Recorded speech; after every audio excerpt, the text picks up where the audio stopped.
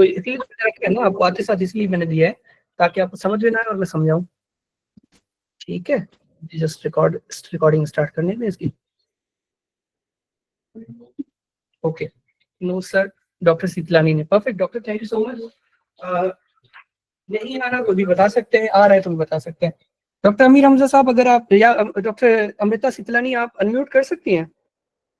I would love कि हम लोग इंटरेक्ट करें इस क्वेश्चन में, अनम्यूट करें doctor Sheetlani. Yes, sir. Okay perfect, question को रीड करें। Yes, sir. An हाँ, oncologist is treating नहीं a patient. साहिबा, क्वेश्चन को कहाँ से रीड करना है, जहाँ पर बोल्ड से लिखा हुआ है, बोल्ड वाले लफ्जों से पढ़े। अच्छा sir. हाँ, Using the table, which of the following अगर मैं donors आपको provides the अगर मैं आपको best रोक match रहा हूँ of for ना, this patient? दूसरी चीज, अगर मैं आपको रोक रहा हूँ ना बीच में, इसका मतलब ये कभी भी नहीं है कि आपको नहीं आ रहा है, इसका मतलब ये कि मैं जस्ट ये चाहता हूँ कि आप लोग परफेक्ट हो जाओ। ठीक है, Yes, sir. अब Yes, पढ़े। sir. हाँ, Using the table, which of the following donors provides the best match for this patient? Simply इसका मकसद ये है कि शीतलानी, डॉक्टर शीतलानी का एक कजन है, उनका खुदा न खास्ता कोई ऑर्गन डैमेज हो चुका है और उनको जो है वो ऑर्गन चाहिए। ठीक है, Yes, sir. ऊपर हमारे पास अवेलेबल ऑप्शंस हैं, या फॉर सपोज मेरा डॉक्टर कुमार का कोई कजन जो है वो जो है वो इन नीड है ऑफ एनी ट्रांसप्लांट ऑर्गन। ठीक है, कि उनको कोई ट्रांसप्लांट ऑर्गन चाहिए, तो हम क्या करते हैं, एचएलए को मैच करके देखते हैं। क्यों? क्योंकि एचएलए क्या बनाते हैं, एमएचसी बनाते हैं, और एमएचसी के अगेंस्ट इम्यून जनरेट होता है। जितने एचएलए ज्यादा मैच करेंगे उतना इम्यून कम जनरेट होगा। क्योंकि अगर आप क्या करोगे, एक बॉडी को दूसरी बॉडी के एचएलए डाल दोगे, यानी दूसरी बॉडी के एमएचसी डाल दोगे, यानी दूसरी बॉडी के एंटीजेंस डाल दोगे, तो उसके अगेंस्ट रिएक्शन होगा। यानी जो होस्ट का होगा वो डोनर को अपोज करेगा कि हमारे घर में मत आओ। तो हम क्या करते हैं, जैसे आप लोग फॉर सपोज नॉर्दर्न एरियाज में जाओगे तो कपड़े जो है वो पहन के जाते हो, स्वेटर्स लेके जाते हो, इस तरह की चीजें, क्योंकि आपको पता है वहां पर ठंड है। तो जैसा माहौल, जैसा वेश होगा, तैसा जो है, जैसा देश होगा तैसा वेश होगा। आप क्या करते हो, जो एचएलए है कोशिश करते हो मैचिंग रखो। पेशेंट के जो एचएलए हम कौन से, डॉक्टर अमीर हमजा साहब, पेशेंट के एचएलए कौन से सवाल में, ये वाले द पेशेंट्स, इसलिए आपको ऊपर वाला सवाल पढ़ने की जरूरत नहीं है फिल वक्त भी। The patients human leukocyte antigen typing data ये दिखा रहा है। डॉक्टर सीतारानी, मैं आपसे मुखातिब हूँ, वो करें, अनम्यूट करें और देखें, इसको पढ़ें यहाँ से।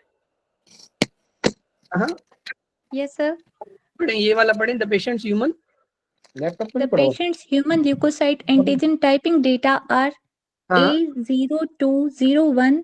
हाँ, मतलब 0201 0204। अब ए में हमें क्या ढूंढना है, इस टेबल में 0201 वाले ऑप्शन ढूंढने हैं। कौन सा है यहाँ पर, C. ए वाला। ठीक है, क्या ए का 0401 पड़ा हुआ है यहाँ पे? Yes, sir. इसी तरह से बी का हमने क्या ढूंढना है, 0201 या 3504। 0201 भले नहीं है लेकिन 3504 तो फिर भी है, थोड़ा बहुत मैच कर रहा है। वंस अगेन हमने Yes. 0801 0811 0801 0811, तो हमने क्या किया, पेशेंट को मैच किया विद डोनर जो टेबल में था। यानी जो डॉक्टर शीतलानी थी वो खुद डोनर थी और ये इनका कोई कजन था जिसको कोई ऑर्गन चाहिए था। तो आप यहाँ पर सी अटेम्प्ट करके चले आओ, इसमें परेशान होने वाली बात ही नहीं है, सवाल को ज्यादा पढ़ने की। अब अगर आपका दिल कर रहा है पढ़ लो। An oncologist is treating a patient who was recently diagnosed with leukaemia. A bone marrow transplant is deemed the most appropriate next step in the patient's therapy. The patient is the last surviving member of his family, and the physician begins the search for a bone marrow donor who is an appropriate allelic match for the transplant. अब आप मुझे बताएं, क्या जो मैंने 2 minute या 1.5 minute इस पे जाया किया, क्या उसकी जरूरत थी हमें सवाल अटेम्प्ट करने के लिए? फालतू की बातें उसने करी हुई हैं। सिंपल मकसद ये है, ट्रांसप्लांट है। जब भी बात एचएलए की आती है और मैचिंग की बात आती है तो मोस्ट ऑफ द टाइम बात इसी चीज की होती है कि आपका जो है वो कोई ना कोई ट्रांसप्लांट चल रहा है। ठीक है, समझ आ गया आपको doctor Sheetlani? Yes, sir. Okay, good.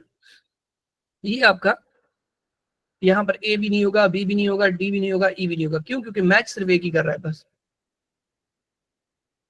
The transplant with the best chance for success matches as many HLA types is possible. The 3 loci with the most effects on success are HLA-A, HLA-B, HLA-DR. Let me be very honest, ये जो question है ये अभी severity के हिसाब से, you world या emboss की सिवेरिटी के हिसाब से ये 7 या 6 आउट ऑफ 10 है, 10 आउट ऑफ 10 वाले अभी क्वेश्चन और है, ठीक है। नो डाउट कि ये ग्राफिकल वाला है तो थोड़ा ये तंग करता है आपको, समझ आपको एक दफा रिफ्लेक्सेस आपके बन जाएंगे, दूसरी दफा आप कर लोगे बड़े आराम से। आई होप कि आपको समझ आ गया होगा। रेस्पॉन्स करिए, मैसेज में टाइप करके बताइए मुझे कि आपको समझ आ गया। No sir, yes sir, yes sir, समझ आ गया, ओके परफेक्ट, ठीक है ठीक है ठीक है, ओके। बाकी ये पीडीएफ मैं आपको भेज दूंगा, आप खुद कर लोगे इसको। हम अब चलेंगे आगे अपने क्वेश्चन, अपने टॉपिक की तरफ। एक चीज समझ लीजिए आप लोग के, हमने कल पढ़ा था बी सेल टी सेल का फंक्शन तक, उसके बाद हमें पढ़ना है डिफरेंशिएशन ऑफ टी सेल। कोई भी जो सेल होता है, जैसे आप छोटे से बंटी थे अम्मा के पेट में, तब से जो जब अब आप इतने बड़े हो गए हो कि अम्मा की जुत्ती आपको पहनी जा सकती, पहन जाते हो, अब्बा की जो आप चप्पल है वो पहन सकते हो। कहने का ये मकसद है, एग्जाम्पल देने का यही मकसद है कि टी सेल भी इसी तरह होता है, छोटा होता है फिर बड़ा बनता जाता है। आपकी ग्रोथ को ग्रोथ बोलते हैं, आपका कुत्ता टॉमी होता है, इनका कुत्ता कुत्ता होता है, इनको बोलते हैं डिफरेंशिएशन।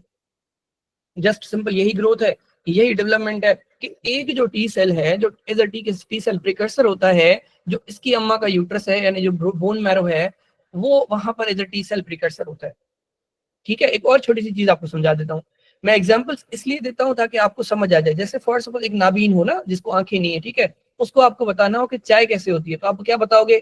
एक चीज होती है जो मीठी होती है, वो पूछेगा मीठा कैसा होता है, आप उसको बताओगे जैसे रसगुल्ला मीठा होता है। हालांकि चाय और रसगुल्ले का आपस में कोई जोड़ नहीं है, लेकिन आपको बताने के लिए क्या करना पड़ा, एग्जाम्पलीफाई करना पड़ा। इसीलिए मैं, क्योंकि आपकी आंखों के सामने पर्दा है, नॉलेज नहीं है आपको, तो मैं आपको एग्जाम्पलीफाई करके देता हूँ। उसमें फिर एग्जाम्पल्स कुछ किस तरह के हो सकते हैं, किस तरह के हो सकते हैं, इस पे मुझे जज मत करिएगा, ऑन द स्पॉट जो मेरे माइंड में आ जाएगा वो मैं दे दूंगा एग्जाम्पल, ठीक है। ओके परफेक्ट, क्योंकि मुझे एक फीडबैक मिला कि यार एग्जाम्पल्स जो रफ दे रहे हैं टीचर, लेकिन ये कि रफ एग्जाम्पल भाई मेरे जो माइंड में आएगा वो मैं ही आपको दूंगा, मैं कोई बना के नहीं आता एग्जाम्पल के घर से, ये एग्जाम्पल मैंने देनी है। ओके आगे बढ़ते हैं। टी सेल प्रिकर्सर की बात चल रही है, तो टी सेल जो है इधर आपका CD4 में कन्वर्ट हो सकता है या CD8 में कन्वर्ट हो सकता है। ये चीज आपने अपने गांठ से बांध लेनी है, याद रख लेनी है कि जो बोन मैरो में टी सेल बनता है वो थाइमस में यानी यूनिवर्सिटी में मैच्योर होने के लिए जा रहा होता है। और ये भी मैंने आपको पहले ही पढ़ा दिया, बाहर कॉर्टेक्स होती है, अंदर मेडुला होती है। एक फालतू चीज और बोलूंगा कि आप जब भी मेरी क्लास में आ रहे हो तो पहले वाली क्लास काइंडली पढ़ के आए, स्पेशली जो पेड सेशन अटेंड करना चाहते हैं उनके लिए ये बात जरूरी है, ठीक है। कि आप ऐसे ना हो कि मुझे बार बार रिपीट करनी पड़े वही चीज, ठीक है, क्योंकि आगे आपका बहुत कोर्स पड़ा हुआ है। मेड्यूला अंदर वाले हिस्से को कहते हैं, कॉर्टेक्स बाहर वाले हिस्से को कहते हैं। कॉर्टेक्स वो जगह है जहां पर एक सिलेक्शन होती है जिसको बोलते हैं पॉजिटिव सिलेक्शन। जैसे हम लोग यूनिवर्सिटी में जाते हैं या आर्मी की ट्रेनिंग के लिए जाते हैं तो वहां पर सिलेक्शन क्राइटेरियाज होती है। मेड्यूला के अंदर जो होता है यानी जो inner portion of the thymus है, वहां पर होती है नेगेटिव सिलेक्शन। अब ये जो सिलेक्शन होती है ये क्या डिसाइड करके देती है अल्टीमेटली आपको, कि आपका जो सेल होगा वो इधर आपका CD8+ होगा या CD4+ होगा। और ये सिलेक्शन आपको एक और चीज डिसाइड करके देती है जो मैं अभी आपको बताने जाऊंगा। कोई भी जो टी सेल होता है उसका काम क्या होता है डॉक्टर अमीर हमजा साहब? टी सेल का काम क्या होता है बताइएगा मुझे अनम्यूट करके।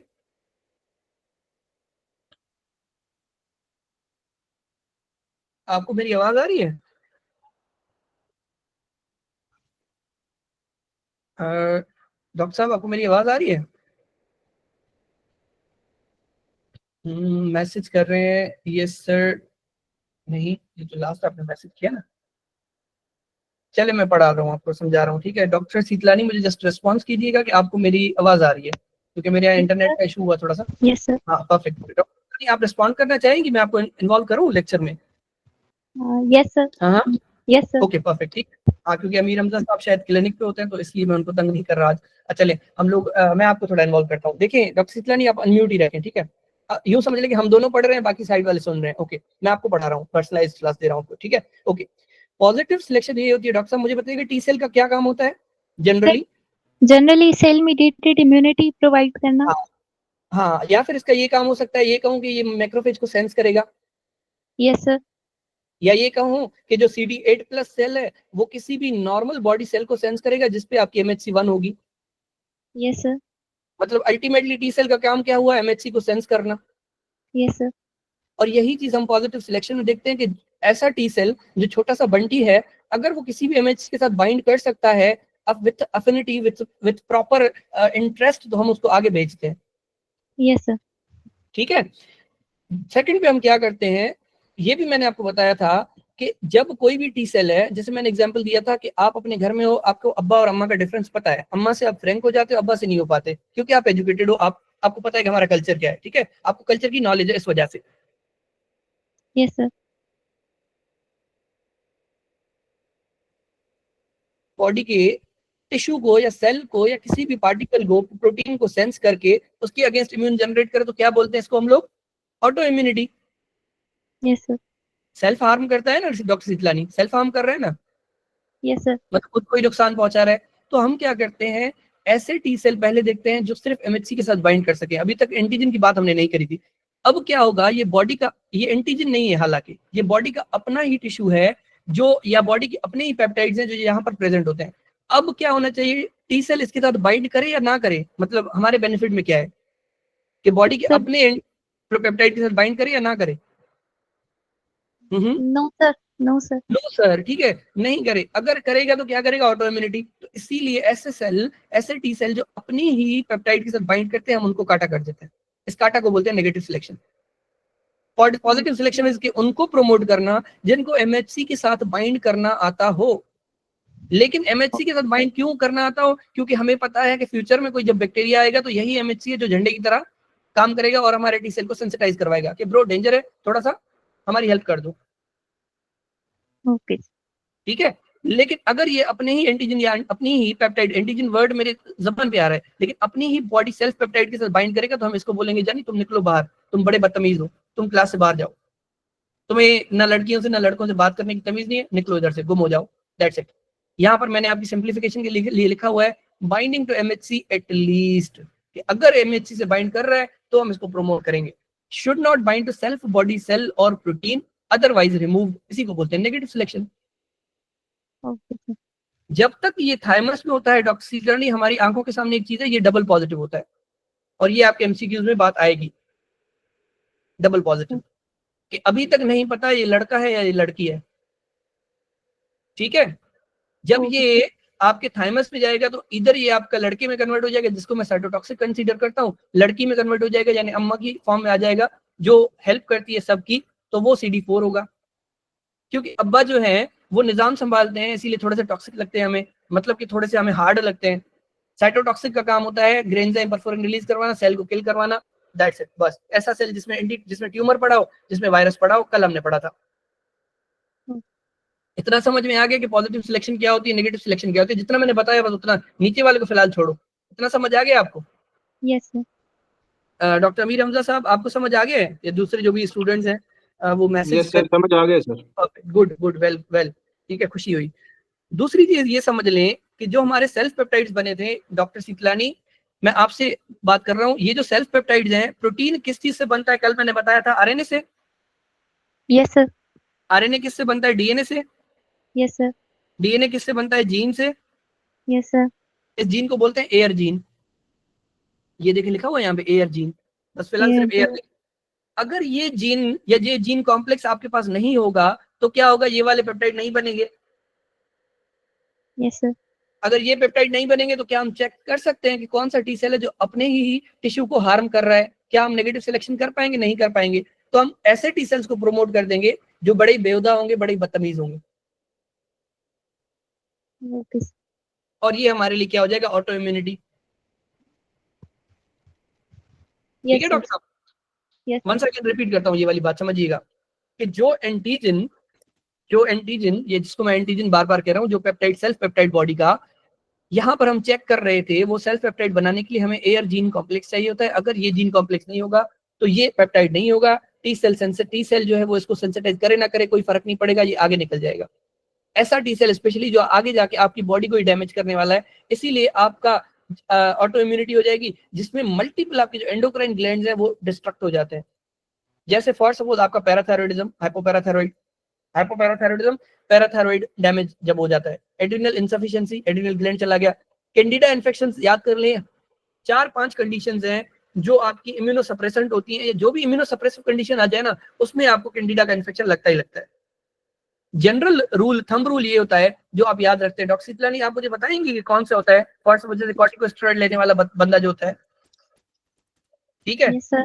और सपोज जैसे ट्रांसप्लांट वाला बंदा होता है, ट्रांसप्लांट वाला इसलिए क्योंकि वो इम्यूनोसप्रेसेंट ले रहा होता है। इम्यूनोसप्रेसेंट क्यों लेता है? क्योंकि आपने दूसरी बॉडी से, आपके कजन की बॉडी में हम आपका किडनी लगा रहे हैं फॉर सपोज, तो वो वहां पर जब जाएगा उस आपके कजन की बॉडी में, तो वहां पर इज अ फॉरेन सब्सटेंस होगा, फॉरेन टिश्यू होगा, तो उसके अगेंस्ट एंटीबॉडी जनरेट ना हो, इसलिए आप इम्यूनोसप्रेसिव यूज करते हो ट्रांसप्लांट वाले पेशेंट। सर वो और उसके उसमें graft versus host reaction prevent करने के लिए।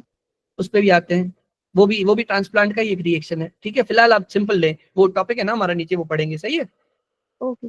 फिलहाल आपको ये समझ में आ गया ना कि अगर आप बिन बगैर पूछे किसी के घर में जाओगे तो वो आपको थप्पड़ मारेंगे, ऐसे ही है ना, समझ आ रही है ना बात, ये आपको अंदर नहीं आने देंगे। तो आप क्या करते हो, परमिट लेके जाते हो। फॉर सपोज आप ईसीएफएमजी का एग्जाम देने जाओ यहाँ पर प्रोमेट्रिक पे, आपके पास परमिट होगा, वो नहीं आने देंगे, तो उस परमिट को बोलते हैं इम्यूनो सप्रेसिव। इम्यून को थोड़ा कम करते हो ताकि वो वहां पर सेटल हो सके। लेकिन इम्यून सप्रेस करने का सबसे बड़ा नुकसान क्या होता है? कैंडिडा, फंगल इन्फेक्शन है।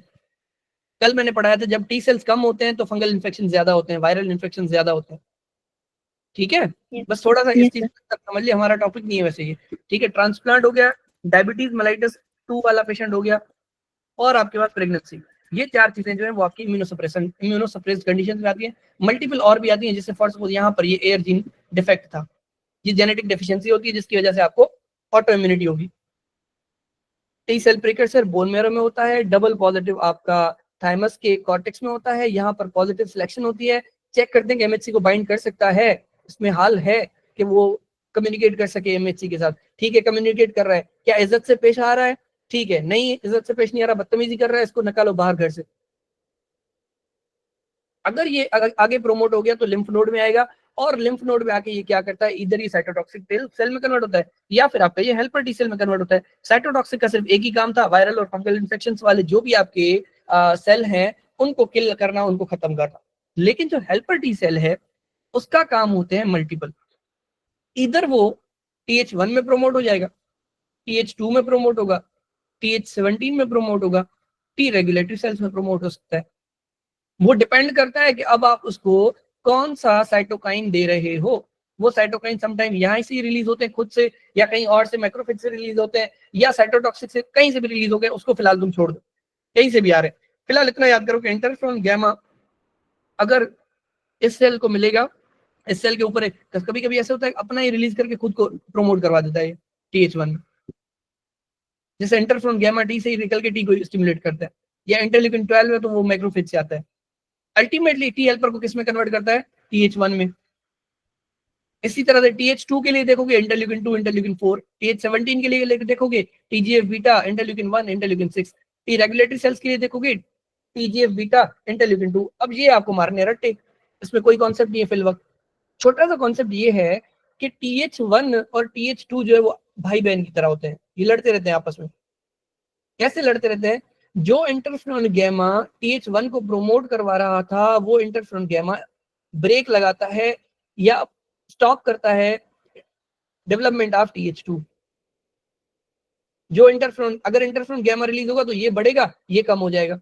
इसी तरह से आपका इंटरल्यूकिन 4 है, वो अगर बढ़ वो आ रहा है तो TH2 बढ़ेगा और आपका TH1 कम होगा।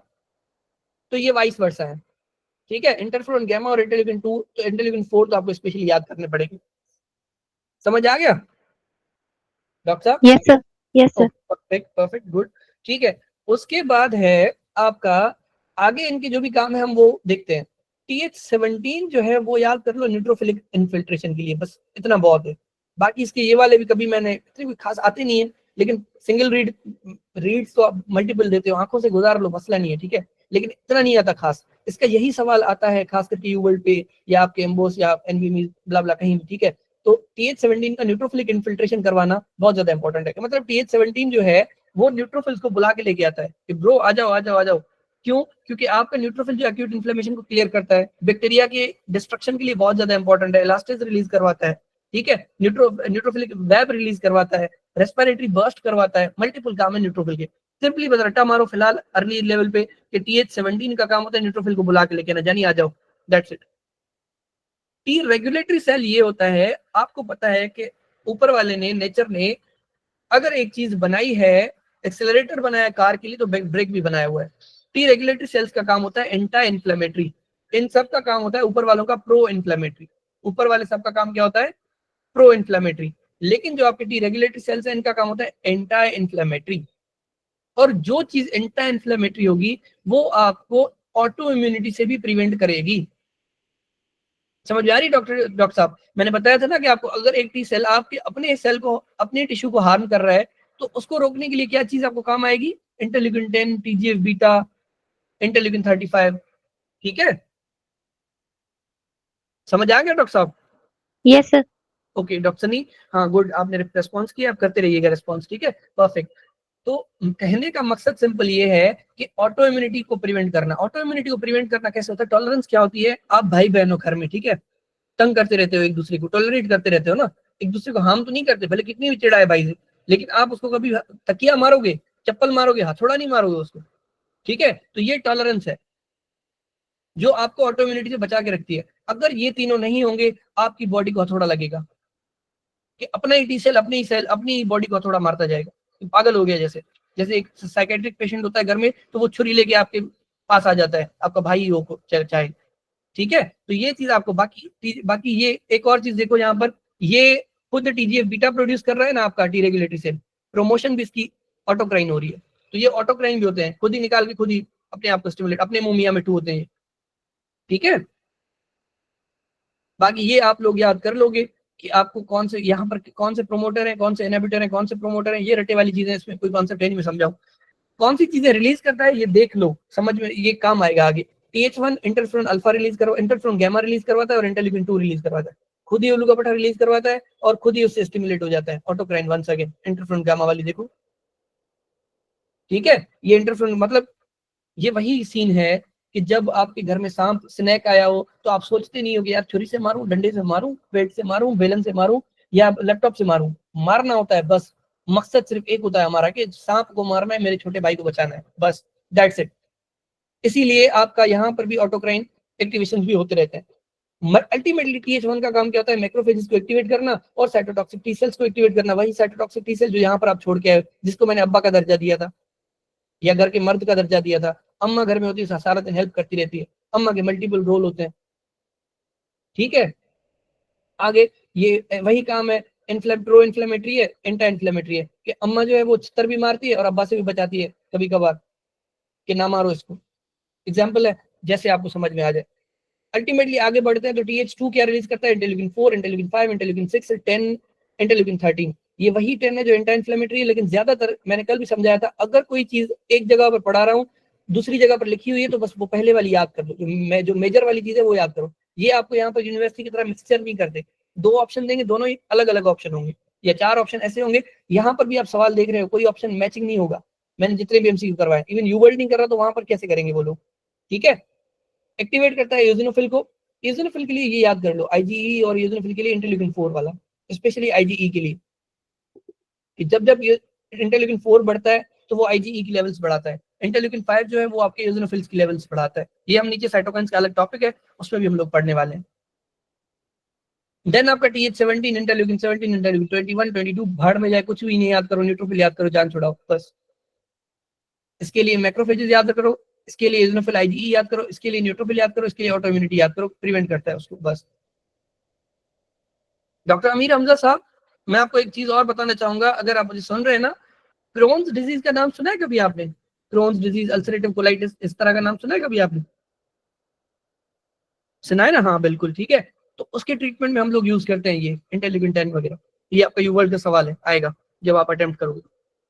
अब समझ में आ गई कि एक ऑटोइम्यूनिटी, क्योंकि क्रोन्स और जो आपका अल्सरेटिव कोलाइटिस है, क्योंकि वो ऑटोइम्यून कंडीशंस है, उनमें एंटीबॉडीज जनरेट होती हैं। आपको क्या करना होता है, क्योंकि आप एंटीबॉडीज होंगी तो टिश्यू को डैमेज करती जाएंगी, आप खुद के बॉडी टिश्यू को, खुद की गट को, खुद के आइलियम को, आप क्या करते हो, इन्फ्लेमेशन को स्लो डाउन करने के लिए इंटरल्यूकिन 10 का ट्रीटमेंट जो है वो लगा देते हो।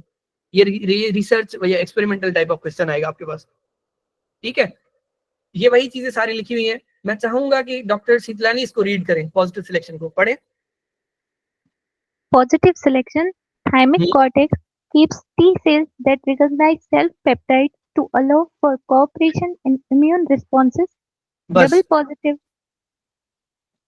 Yes. थाइमिक कॉर्टेक्स में होता है, उन टी सेल्स को रखता है जो अपने ही सेल्फ पेप्टाइड यानी अपने ही एमएचसीज के साथ बाइंड करना जानते हैं, कोऑपरेशन करना जानते हैं, ताकि आगे चल के हमें पता चले कि इसको बोलना तो आता है, ऐसे नहीं गूंगे बंदे को हमने भेज दिया अपना फॉरेन मिनिस्टर बना के। फॉरेन मिनिस्टर का काम क्या होता है, डॉक्टर अमीर हमजा साहब अगर देखते होंगे, क्योंकि अगर आप पॉलिटिक्स देखते हो, फॉरेन मिनिस्टर इन्फॉर्मेशन मिनिस्टर को आपने भेजा है आगे बात करने के लिए, वहां पर पता चला कि ये तो गूंगा है, बात कैसे करेगा, उसका काम ही उसके मुंह का है सारा, अगर मुंह है ही नहीं उसके पास तो फिर क्या फायदा। इसीलिए हम क्या करते हैं, चेक करते हैं पहले कि ये बाइंड कर पा रहा है, अगर बाइंड कर पा रहा है एमएचसी से, नेकेड एमएचसी से, तो परफेक्ट, ठीक है। डबल पॉजिटिव थाइमोसाइट वाली बात मैंने आपको समझा दी थी कि यहाँ पर होता है TCR expressing T cell receptors that recognise self peptide MHC complexes will receive a survival signal, कि इनको सिग्नल मिलेगा कि हाँ तुम लोग रह सकते हो, तुम लोगों के पास जिंदगी जीने का हक है।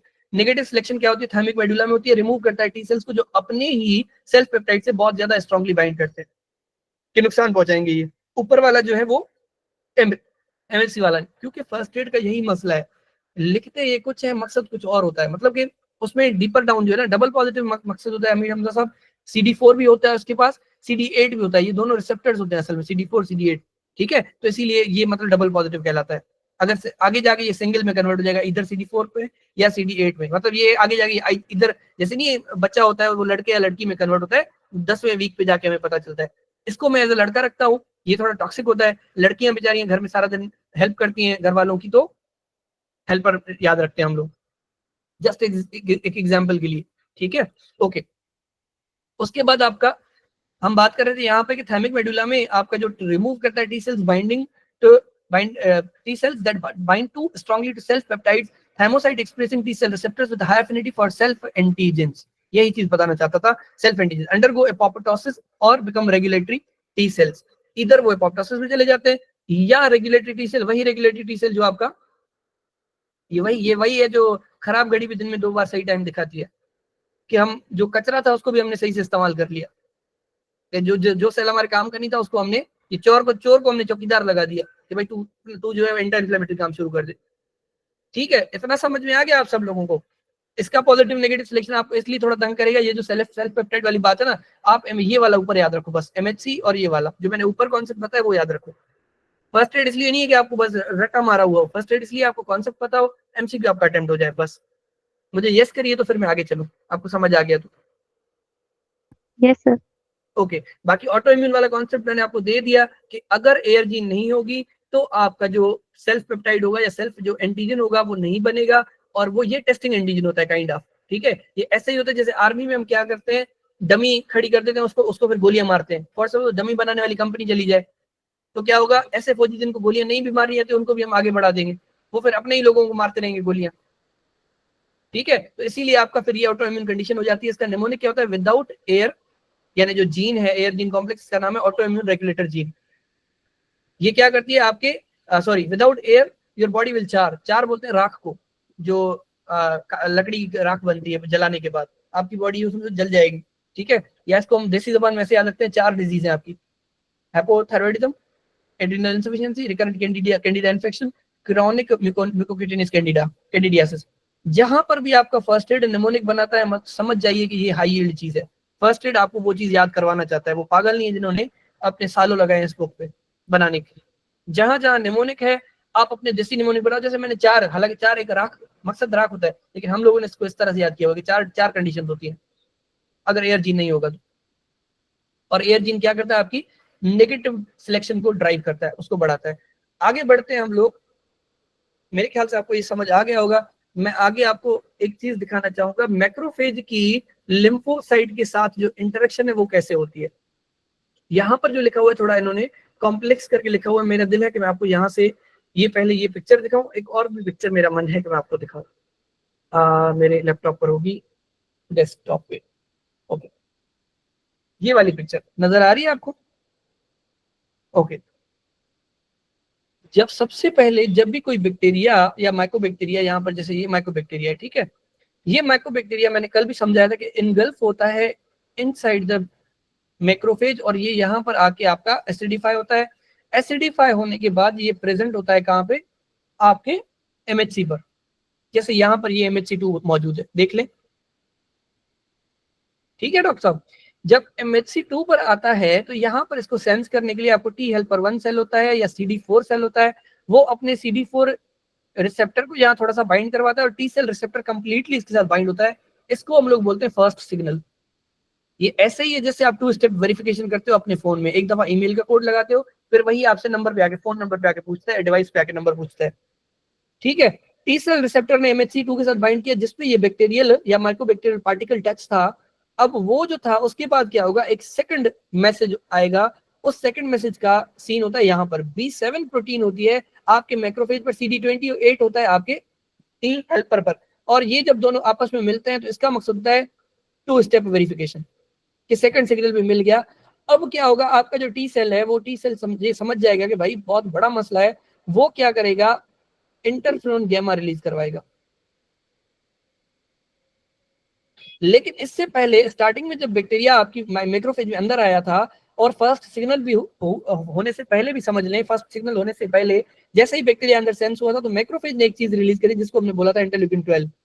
और अगर आपको याद हो, अभी अभी हम देख के आए हैं कि इंटरल्यूकिन जो 12 है, यहाँ पर देखो, जो इंटरल्यूकिन 12 है वो आपके TH1 की स्टिमुलेशन करवाता है। देख लो, अगर मुझ पे यकीन नहीं आता तो ये लिखा हुआ इंटरल्यूकिन 12, देखो डॉक्टर साहब, डॉक्टर अमीर हमजा साहब, समझ में आ रही है बात जो मैं कहना चाहता हूँ कि इंटरल्यूकिन 12 जो है ये मैक्रोफेज से आता है और आपके टी सेल नॉर्मल टी को TH1 में कन्वर्ट करने में हेल्प करता है या इसको स्टिमुलेट करता है, काइंड ऑफ, यूं समझ लें।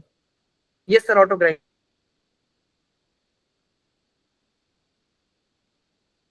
ठीक है। लेकिन 12 आता है ना वो आपके मैक्रोफेज से आता है, यहाँ पर मैं आपको ड्रॉ करके दे देता हूँ, ठीक है। ये आपका आता है मैक्रोफेज से। कहां से आता है ये डॉक्टर सितलानी, कहां से आता है, रिपीट करें मेरे साथ। सब मैक्रोफेज से। मैक्रोफेज से। और मैक्रोफेज को किसने बोला ये भेजने के लिए, क्योंकि मैक्रोफेज ने बैक्टीरिया का पार्टिकल उठाया होता है, टीबी पार्टिकल फॉर सपोज, ठीक है। तो वो जो टीबी पार्टिकल था उसने स्टिमुलेट किया मैक्रोफेज को कि भाई इंटरल्यूकिन 12 रिलीज कराओ। फिर टी हेल्पर 1 ने क्या किया, इंटरफ्रोन गैमा रिलीज किया वापस। उसने बोला कि इसने बोला अस्सलाम वालेकुम, इसने बोला वालेकुम अस्सलाम व रहमतुल्लाहि व बरकातहू,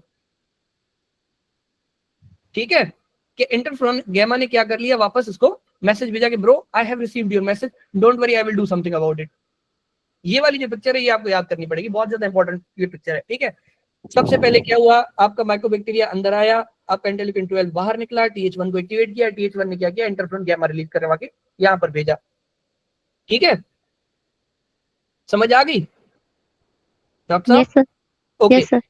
अब आपका जो मैक्रोफेज होगा वो एक चीज और रिलीज करेगा जो हमारा नेक्स्ट टॉपिक में बताएगी, मैं बट यहाँ पर आपको बता देता हूँ, TNF अल्फा। और ये TNF अल्फा क्या करता है, ग्रेन्युलोमा बनाने में हेल्प करता है। इस टॉपिक का नाम क्या है, ग्रेनुलोमा फॉर्मेशन। ग्रेन्युलोमा क्या होता है, ग्रेन्युलोमा इसलिए होता है क्योंकि आपका जो टीबी पार्टिकल होता है वो मैक्रोफेज उसको किल नहीं कर पाता। तो हमारी बॉडी क्या रास्ता निकालती है, क्या हल निकालती है, वो क्या करती है, मल्टीपल काइंड ऑफ लिम्फोसाइट्स और मैक्रोफेजेस को जमा करके इन टीबी पार्टिकल्स को इनप्रिजन करती है, इनकार्सिनेट करती है, जेल में रखती है कि भाई जब तक आप इम्यून कॉम्पिटेंट हो तब तक वो क्या करेगा, वो उसको बचा के रखेगा, उसको बंद करके रखेगा कि ये टीबी पार्टिकल ब्लड में बाहर ना निकले और गंद ना करे। समझ आ गई? Yes sir. ओके। एक और चीज डॉक्टर अमीर हमजा साहब, आपने ऑटोक्राइन की बात करी थी वो यहाँ पर देख लें, ये इंटरल्यूकिन 2 है जो यहीं से रिलीज हुआ, खुद से रिलीज होके अपने आप को स्टिमुलेट करेगा वाया इंटरल्यूकिन 2R यानी इंटरल्यूकिन 2 का रिसेप्टर, ठीक है डॉक्टर साहब। डॉक्टर शीतलानी ये समझ आया आपको इंटरल्यूकिन 2 रिसेप्टर वाला? नो सर, ये थोड़ा रिपीट करें। हाँ, इंटरल्यूकिन जो TH1 है ना, जो टी हेल्पर सेल्स होते हैं ना ब्रो, वो क्या करते हैं, उनका काम यही होता है साइटोकाइंस रिलीज करवाना, सही है, सही है। Yes sir. उन्होंने खुद इंटरल्यूकिन 2 रिलीज करवाया, उसी इंटरल्यूकिन 2 ने क्या किया, यहाँ पर आके मैसेज को रिसेप्ट किया, फिर अंदर क्या होगा, अंदर जाके न्यूक्लियस में जाएगा और फिर मल्टीपल काइंड ऑफ और चीजें बनाएगा, ब्ला ब्ला ब्ला। फिलहाल इतना याद कर लें, मतलब यूं समझ लें कि इम्यून प्रोलिफरेशन में एक स्टेप है, सही है। हो गई सर। सर खुदा ने ख्वास्ता, क्योंकि रिसेप्टर प्रोटीन होते हैं डॉक्टर साहब, प्रोटीन RNA से आती है, RNA DNA DNA जीन से। अगर खुदा ने ख्वास्ता आपको जेनेटिक कोई ना कोई मसला हो और आपके इंटरल्यूकिन 2R जीन ना बने या रिसेप्टर ना बने तो क्या ये वाला स्टेप हो पाएगा? No sir. नहीं हो पाएगा। तो क्या इम्यून जनरेट हो पाएगा ज्यादा रोबस्ट? नो सर, नहीं होगा। तो सर नहीं हो पाएगा। तो इसी कंडीशन को बोलते हैं SCID, सिवियर कंबाइंड इम्यूनोडेफिशिएंसी। क्या बोलते हैं इसको डॉक्टर साहब? Severe combined immunodeficiency. Combined immuno deficiency, ठीक है, SCID। देखें SCID में क्या लिखा हुआ है, several types including defective interleukin 2 R gamma chain most common cause X linked recessive. Genetic condition है जिसमें आपका जीन नहीं बनता, वो जीन जो आपके इंटरल्यूकिन 2 का रिसेप्टर बनाता हो, उसकी गामा चेन नहीं बन पाती। और ये आपके इम्यूनो का टॉपिक है, नीचे पढ़ेंगे, बट जस्ट इतना याद रख लें इस पिक्चर में, ये जो पिक्चर मैं आपको अभी भेजूंगा बाद में, ठीक है, इस पिक्चर के लिए आपको यही याद रखना है कि अगर आपका ये आर वाला नहीं होगा तो आपको क्या हो जाएगा, SCID हो जाएगी, ठीक है। ये एक ऐसी कंडीशन है जिसमें टी सेल जो है प्रॉपरली काम नहीं कर पाते, क्योंकि उनकी प्रोलिफरेशन ही नहीं हो रही ना।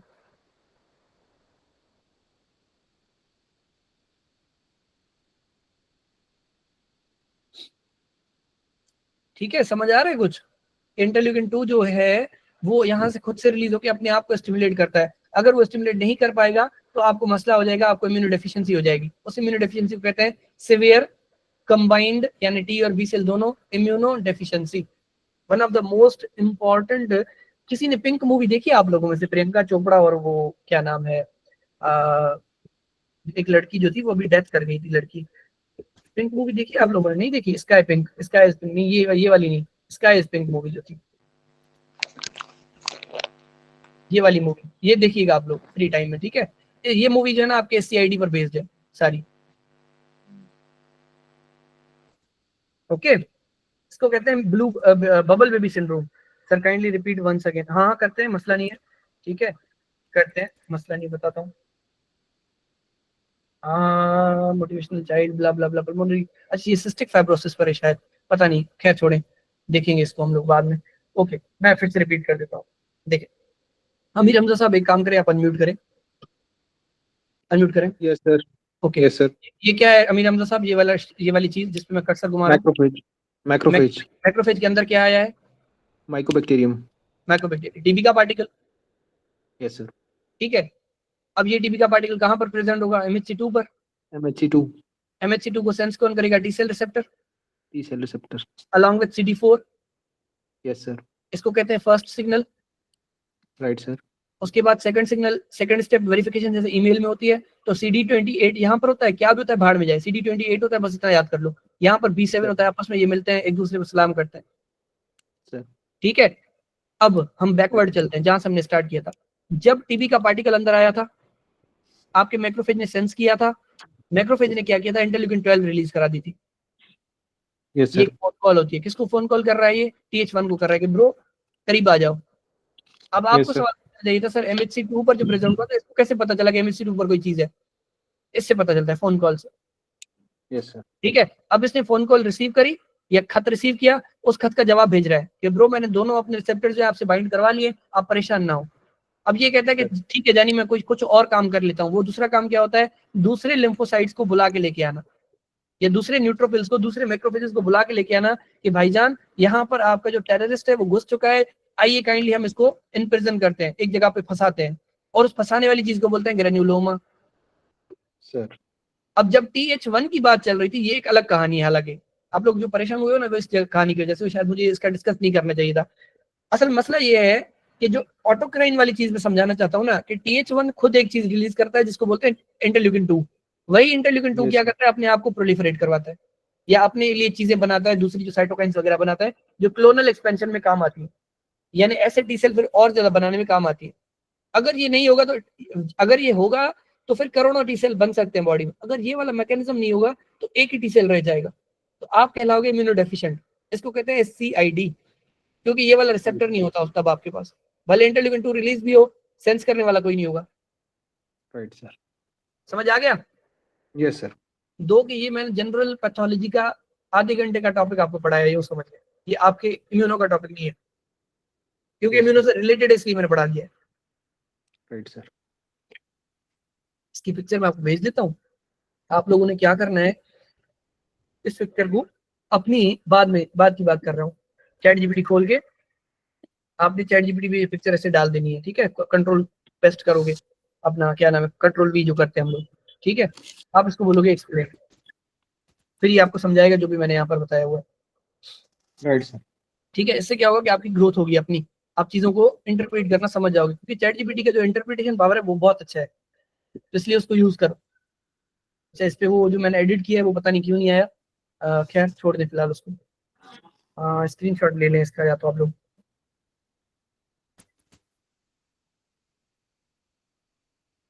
हाँ हैंग हो गया,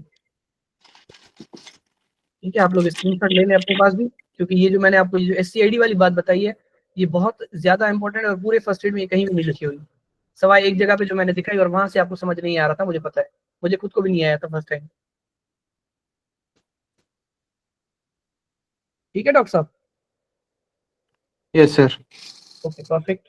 ये देखिए इसने कैसे समझाया हुआ है, को स्टिमुलेटरी सिग्नल बोलते हैं। अगर मैं ये वाली टर्मिनोलॉजी यूज करूं तो फिर आप तंग हो जाओगे, इसलिए मैं सेकंड स्टेप वेरिफिकेशन बोली जो ईमेल में आप लोग करते हो। ये देखो क्लोनल एक्सपेंशन, इसकी मैं अपनी तरफ से ये भेज देता हूँ, आप लोग इसको पढ़ लीजिएगा, क्योंकि ये हमारा टॉपिक नहीं है, इसको मैं खोल नहीं रहा हूँ। ठीक है, ओके। अब एक चीज मैं आपको यहाँ पर दिखा देता हूँ, डॉक्टर अमीर हमजा साहब आप मेरे साथ ही रहिएगा, ठीक है। नीचे आ यस जाता है डायरेक्टली, जो हमारा यहाँ पर, अरे ना अल्लाह मियां ना, तो क्या हो गया, एक सेकंड, ओके। अब आप देखिए डॉक्टर साहब, वही चीज जो हमने उस पिक्चर में देखी थी, सारी यही चीज रिपीट, सारी चीज यहाँ पर रिपीट होगी। एंटीजन प्रेजेंटिंग सेल कहूँ या मैक्रोफेज कहूँ, बात एक ही है, क्योंकि antigen presenting cell total total 4 होते हैं। कौन कौन से डॉक्टर साहब, अमीर हमजा साहब? एक मैक्रोफेज, यस सर। दूसरा बी सेल, तीसरा डेंड्राइटिक, एक चौथा कल मुझसे रह गया था, आज बताता हूँ, लेंगरान, ये भी स्किन में होता है, लेंगरान सेल। एक होता है एलिट्स ऑफ लेंगरान, वो जो आपके बीटा सेल पेनक्रियास, वो एक अलग चीज है। ये लेंगरान आपका एंटीजन प्रेजेंटिंग सेल होता है, और जो भी एंटीजन प्रेजेंटिंग सेल होता है उन पर MHC2 ज्यादा होता है, MHC1 भी होता है थोड़ा बहुत। ठीक है डॉक्टर साहब, हमने देखा था कि बैक्टीरियल पार्टिकल अंदर आया था, टीबी का पार्टिकल, देखें, सर ठीक है। अब वो कहां पर प्रेजेंट होगा, MHC2 पर। MHC2 yes sir. पे किसको दिखाएगा और क्या करेगा, उसी टाइम पे इंटरल्यूकिन 2 भी भेजेगा यहाँ पर। और फिर जो टी सेल होगा, वो उसका जो टी सेल रिसेप्टर है, TCR है, अलॉन्ग विद CD4 या CD8, वो उसको सेंस करेगा। डिपेंड्स कि अगर CD4 है तो वो MHC2 को करेगा, अगर CD8 है तो MHC1 को करेगा।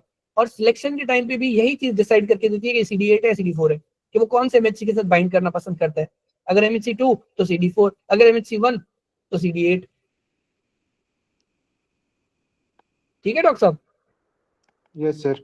ओके, ये होता है फर्स्ट स्टेप। सेकंड स्टेप ये होता है जब आपका CD28 जो टी सेल पर होता है, एक रिसेप्टर होता है, ये क्लस्टर ऑफ डिफरेंशिएशन बोलते हैं CD को, क्लस्टर ऑफ डिफरेंशिएशन रिसेप्टर्स होता है, ये बाइंड करता है जब आके आपके B7 के साथ, या इसको बोलते हैं CD86। अब ये रटे वाली चीज है, ये स्टेप 1, ये आपका अपना क्या नाम है, फर्स्ट स्टेप ऑफ वेरिफिकेशन, ये सेकंड स्टेप ऑफ वेरिफिकेशन।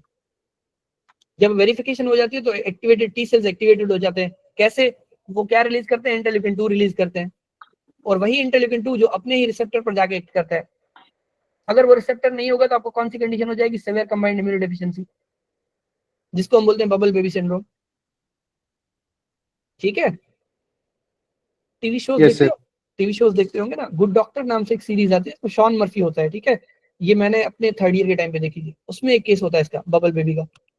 एक लड़की होती है, उसको उसमें बबल में रखते हैं। मसला ये होता है डॉक्टर साहब, अब क्योंकि इनके टी सेल काम नहीं कर रहे होते ना, तो माहौल में करोड़ों एंटीजन है, तो इनको हम लोग बाहर आसानी से घुमा फिरा नहीं सकते, क्योंकि वो एंटीजन क्या करेंगे, बार बार इनको इन्फेक्शन करते रहेंगे, क्योंकि इनके पास अपना इम्यून है नहीं। तो उनको हम बबल में रखते हैं, इंक्यूबेटर में, यो समझ ले 18-20 साल तक भी हम उनको थैलियों में रखते हैं। उनका रूम जो होता है वो अलग होता है। समझ आ गई? Yes sir. Okay.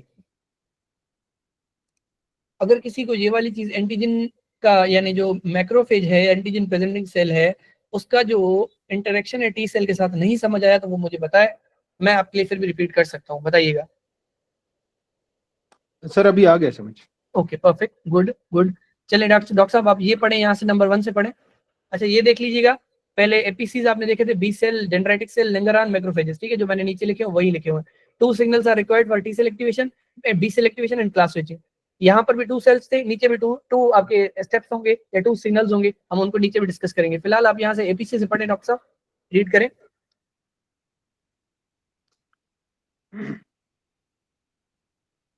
Doctor Mir Hamza sahab पढ़े। Sir APCs B cells, dendritic cells, Langerhans cells, macrophages. Two signals are required for T cell activation, B cell activation, and class switching. And T cell activation. If antigen presenting cells ingests and processes antigen, then migrates to the draining lymph node. ठीक है, सबसे पहले क्या हुआ, antigen engulf हुआ, process हुआ, फिर ये जाते हैं आपके लिम्फ नोड में, और लिम्फ नोड में क्या पड़ा हुआ है, टी सेल पड़ा हुआ है। आगे बढ़े। T cell activation signal 1. Exogenous antigen is presented to MHC2 and recognized by T cell receptor on T helper CD4 positive cell. हाँ, Endogenous अब ये आपको, हाँ ये चीजें आपको बार बार याद करनी पड़ेंगी कि टीसीआर टी सेल पर होता है, MHC1-2 आपके macrophage, M for MHC, T for T cell, T cell receptor, MHC macrophage. सही है?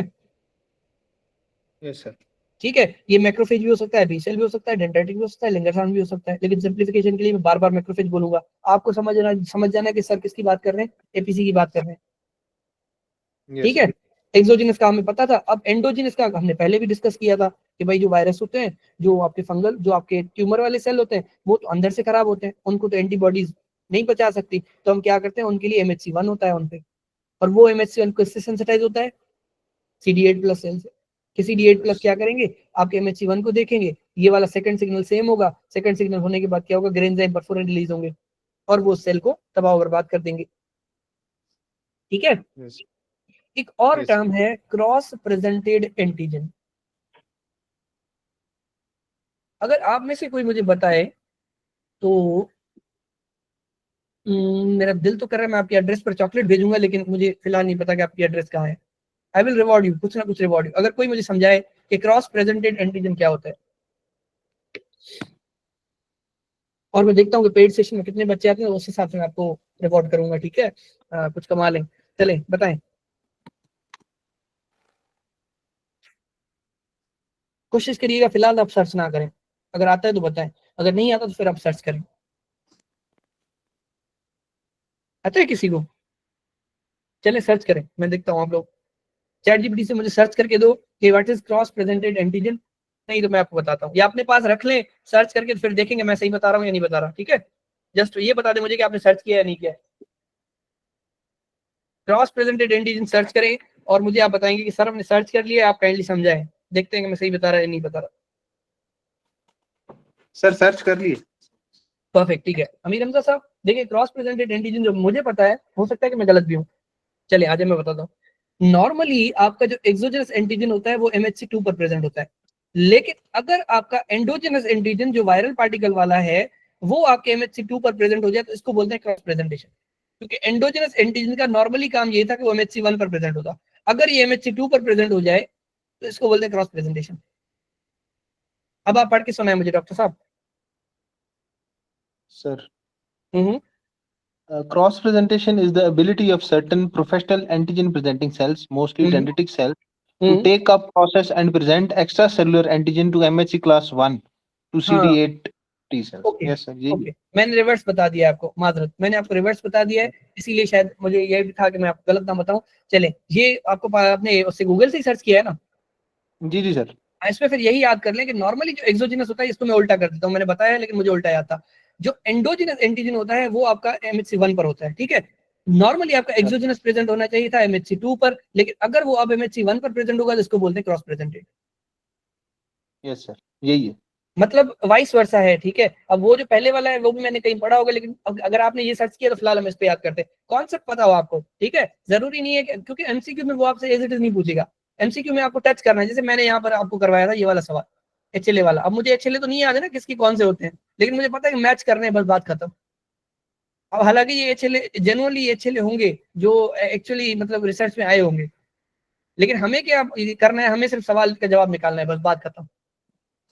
कि क्रॉस प्रेजेंटेड एंटीजन क्या होता है कि नॉर्मली आपका जो एक्सोजिनस एंटीजन है, जो बैक्टीरियल पार्टिकल है, वो आपके MHC2 पर प्रेजेंट होना चाहिए था। अगर वो अब आपके MHC1 पर प्रेजेंट हो जाए तो अब इसको कौन सेंस करेगा वंस अगेन, यानी बैक्टीरिया को कौन मार रहा है इस वक्त, CD8+। नॉर्मली हमने पढ़ा था कि बैक्टीरिया को CD4+ सेल मारते हैं या हेल्प करते हैं मारने। Yes sir. आई होप कि आपको समझ आ गया। थर्ड स्टेप क्या है, प्रोलिफरेशन एंड सर्वाइवल सिग्नल 2 की वजह से होती है, costimulatory signal via interaction of B7 CD80 CD86 on the dendritic cell and CD28 on the naive T cell, जो हमने बात कर ली थी। और ये अगर आप प्रोलिफरेशन अल्टीमेटली कैसे होगी कि इंटरल्यूकिन 2 जो होगा, यहाँ पर इंटरल्यूकिन 2, ये जो इंटरल्यूकिन 2 है ये जाके क्या करेगा, यहाँ पर जाके सेल पर एक्ट करेगा और डिफरेंट साइटोकाइंस बनाएगा, ये डिफरेंट मल्टीपल चीजें बनाएगा जो बी सेल को बुला के लेके आती है, और बी सेल से फिर वो प्लाज्मा, प्लाज्मा से फिर एंटीबॉडी। ठीक है, तो ये इस तरह होता है। ओके, समझ आ गया डॉक्टर साहब? MTBA जो मैंने कल आपको बताया था, बी सेल, प्लाज्मा, एंटीबॉडी। ये क्यों हो पाया? इसलिए हो पाया क्योंकि आपका जो इंटरल्यूकिन 2 था, यहाँ पर जो इंटरल्यूकिन 2 जो मैंने लिखा हुआ है, इस इंटरल्यूकिन 2 की वजह से हमें क्या मिला, CD8 की, अपना CD4 की एक्टिवेशन। ठीक है, ओके। एक्टिवेटेड TH सेल्स क्या करते हैं डॉक्टर साहब, पढ़े? एक्टिवेटेड TH सेल्स क्या करते हैं डॉक्टर साहब, आपको मेरी आवाज आ रही है? चलिए मैं बता देता हूँ। Activated T helper cells produce cytokines, T cytotoxic से, यही बात मैं कर रहा था कि साइटोकाइंस प्रोड्यूस करते हैं बी सेल, प्लाज्मा, एंटीबॉडी, ये मैंने ऑलरेडी आपको बता दिए हैं। उसके बाद क्या है, activated T helper cells produce cytokines, T cytotoxic T cells able to recognise and kill virus infected cells. ये बात मैंने ऑलरेडी आपको समझा दी कि TC सेल्स हम CD8 को बोलते हैं और ये वायरस इन्फेक्टेड सेल्स को किल करते हैं। ठीक है, अगर आपको समझ आ गया है, doctor Sunny Kumar, doctor Amrita Sitlani, doctor Sandesh Lal, doctor Amir Hamza साहब, मुझे रिस्पॉन्ड करिए, फिर हम आगे बढ़ें, मुझे पता Yes, चलेगा। हाँ, ओके, मेरी बात कन्वे हो चुकी है आपको? yes, sir. Yes sir. चलिए थोड़ा सा आपको आपका मूड जो है वो चेंज करते हैं, एक MCQ करवाते हैं आपसे, फिर आगे बढ़ते हैं, क्योंकि अब आप लोग, वरना क्योंकि ये कॉन्सेप्ट जो है वो ये थोड़े मतलब डिफिकल्ट कॉन्सेप्ट है। ओके, ये वाला सवाल करें, फिर हम आगे बढ़ेंगे। इसमें आपका एक आधे मिनट का थोड़ा माइंड चेंज हो जाएगा।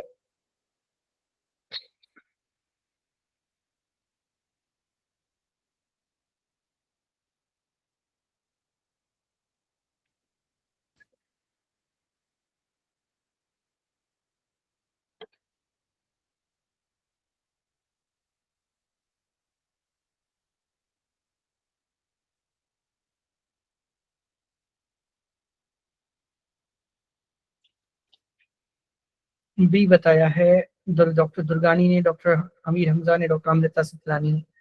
आई एम सो हैप्पी कि आप लोगों को समझ आ गई ये बात। ठीक है, कि आप लोगों ने इस चीज को अच्छे से गेन कर लिया। ठीक है डॉक्टर साहब, डॉक्टर अमीर हमजा साहब, मुझे रीजनिंग दे इसकी, कैसे आपने अटेम्प्ट किया, क्या किया? गो ऑन, अनम्यूट करके। Sir anterior mediastinal match most probably thymus है और नॉर्मल फंक्शन उसका पूछा गया, तो हमने अभी नेगेटिव सिलेक्शन पढ़ी है ऑटो रिएक्टिव टी सेल्स के अगेंस्ट। गुड, तो ठीक है, सिंपल एज दैट, ऊपर आपको पढ़ने की जरूरत है ही नहीं। ठीक है, अब मुझे डॉक्टर सितलानी बताएंगी, ऊपर इन्होंने जो डिस्कस किया हुआ है, increasing double vision, muscle weakness, weakness in her neck, worsens during the activity, worsens with activity during the day, causes her to difficulty holding up her head in school, drooping eyelids in the left eye more than the right, as well as decreased muscle mass on the neck extension, upper arm flexion bilaterally, उसमें मसला आ रहा है, ये क्या चीज है? Sir, इसमें ये myasthenia gravis associated with thymoma जो हमने 4 कंडीशन पढ़ी थी। परफेक्ट, मैस्थेनिया ग्रेविस का केस है ये। ठीक है, आज मुझसे किसी बच्चे ने पूछा था ब्रेडफोर्ड हिल क्राइटेरिया, तो उसमें ब्रेडफोर्ड हिल क्राइटेरिया आप लोग भी पढ़ोगे, बायोस्टेट में होती है। ठीक है, वैसे आपके काम की नहीं, जस्ट बता देता हूँ, इस पे मैंने एक वो वॉइस नोट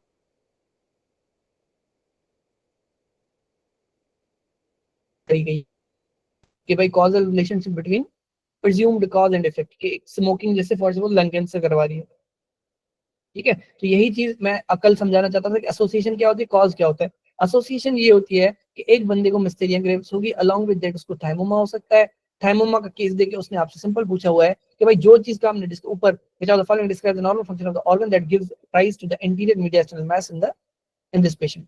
ये थाइमस ग्लैंड की बात कर रहा है, पहले आपको पता चला कि मिस्टेरिया है, नीचे आपको आके पता चला कि भाई या तो आप डायरेक्टली नीचे से अटेम्प्ट करो, आपको मिल गया, आंसर निकालो बस। ठीक है डॉक्टर साहब, जी आपका आंसर है, और मिस्थेनिया ग्रेविस आपकी केस है, is an autoimmune disorder that causes ptosis, muscle proximal muscle weakness, neck weakness, diplopia, dysphagia, respiratory muscle weakness associated with hyperplasia or thymoma.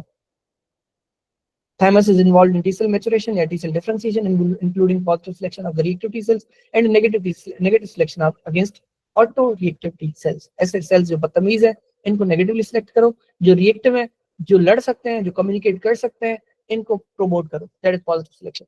इसलिए इनका नाम positive या negative रखा गया. ठीक है डॉक्टर साहब?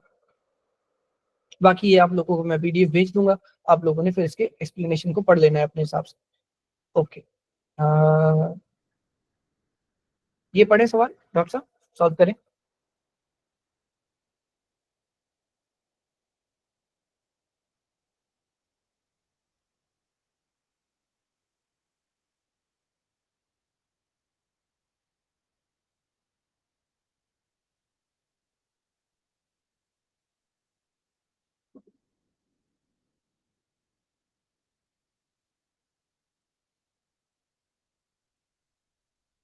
बायोप्सी पे आपको डॉक्टर साहब आपको पैराफोलिकुलर सेल मिलेंगे.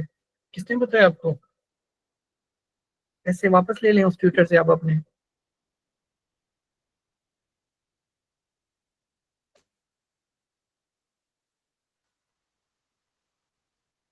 पहले ये बता दे डायग्नोसिस क्या है आपकी. जिस लाइन पे मैंने मार्क किया वहां से डायग्नोसिस तो आपको मिल गई ना doctor Sitlani? Yes sir, thymoma है. हाँ थाइमोमा है. थाइमस ग्लैंड की बात कर रहा है. थाइमस ग्लैंड में हेसल कार्पसेल्स मिलते हैं, रेटिकुलर सेल्स थे. दैट्स इट, बस सिंपल. कल मैंने बोला भी था कि ज्यादा आपसे नहीं पूछेगा हेसल कार्पसेल का, क्योंकि हेसल कार्पसेल का काम कभी भी नहीं पूछेगा, ज्यादा एज अ बायोप्सी मार्कर पूछेगा बस.